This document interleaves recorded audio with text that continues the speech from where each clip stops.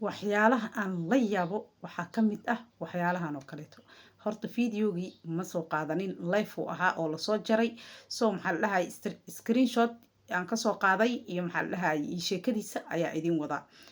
Hodan online ayaa live soo qabsatay. Live-kii kolley muddo markuu socday ayay dhahday dumarkaa la talinaya. Waxaan kula talinayaa dumarka Soomaaliyeed inaysan nin ku tashanin, nin xoolihiisa inaysan ku tashanin, yacni maxaa la dhahay matalan oo taajir oo kaleeto aan guursanaa si aan marka hantidiisa aan u helo oo aniga aan uga daba faa'iido ninkaas yacni yeysan ku tashanin. Ama nin qurbaha jooga oo maxaa la dhahay matalan dhoofinayo kaleeto yeysan ku tashanin, kuma dhoofinayo nin waxyaalahaas ay leedahay yacni dumarkan waaninaya camal.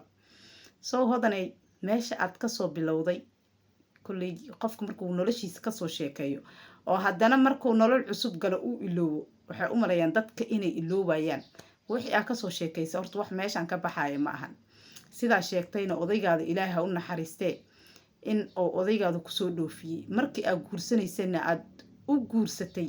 kolley adi markii jaceyl aad dhehaysa laakiin dadka inta badan sida ay sheegayaan inaad u guursatay in aad naftirkaada ay Yurub tagtid oo odaygaas Allah u naxariista madaxiisa amaanta aad ku joogtid Yurub. Ingiriiska odaygaas madaxiisa aad ku joogtid. Okay? Markii intaas laga soo gudbo inaa odaygaada adigoo Masar ka shaqaysanaysa aad isguursateen uu ku soo waday uu Turkiga ku keenay nolol qurux badan waxaan ku dhahay biilkaada iyo noloshaada uu waxaan ku dhahay maasha Allah kaaga dhigay. Kadib uu ku soo waday Ingiriiska uu ku keenay. Kadib Ilaahay u wadkaa siiyay noloshaada isbedeshay. Hadafka aad u guursatay adigaba shalay inaad ninkaas aad meel ku tagto ahaa qadarna way ku imaatay Ilaahay u naxariisto. So marka shalay wixii adiga meeshii adiga aad soo martay maanta maxaad u leedahay dumar oo ha ku tashanina nin idima dhoofinayo nin hanti idima siinayo. Markii taas laga soo gudbo odaygaada wuu dhintay Ilaahay ha u naxariisto.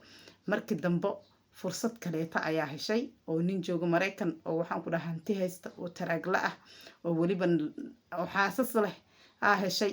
Ninkii horena waxaan ku dhahay xaaskiisa ka qaaday sida oo Soomaalida ay sheegayeen oo dhintay Ilaahay u naxariisto. yacni nin oo xaas iyo ilmo iyo adduunyo lahu ahaa ilmihiisii iyo noloshiisii dhana waxaan ku dhahay adiga aad la wareegtay. Kadibna qadaraa ku dhacday ninkan dambo aroostayna hantiyaa ku gashay asagoo reer leh reerkiisii iyo noloshiisii qalqalaa gelisay. So haddana hantidii kuma aadan qasaarine waad ka dhaxashay maanta waa kala tagteen. waxaan ku dhahay ninkaas madaxiisa ku heshay. nimanka Soomaalida midka lacagta leh unbaa ugu faa'iido badanba oo wax laga dhaxlaa oo naagta intuu yacni xiiseynayo ee jaaniskaas ay ka faa'iideysataa. adigana qof caqli badan ahayd kulley jaaniska labada jaanis kusoo maraybo si fiican uga faa'iideysatay. midna waa ku dhooftayoo wadanaad ku tagtay sharciga adduunyo aa ku heshay. midka kaleetana kuma aadan qasaarine dukaankaas maanta maxaa la dhahay ganacsigaas iyo adduunkaas inkastoo dadaalkaadana uu meesha ku jiro oo qof oo dadaalaysa aad tahay laakiin haddana ha inkirin in hantidaas uu ninkaada uu qayb uu ka yahay. yacni markaa guursad kadib nolosha ku kala kacday oo noloshaada YouTube bas ahayd nolosha ku kala kacday dukaana furatay ninkii lacag fiican ka qabsatay intuu ku xiiseynayay haddana hadday qadar idin kala waday oo aad kala tagteen kuma aadan qasaarin. laakiin inta meel soo fariisato ayaa la guursanin guurka wax fiican ma ahan nin hanti ha ku raacin.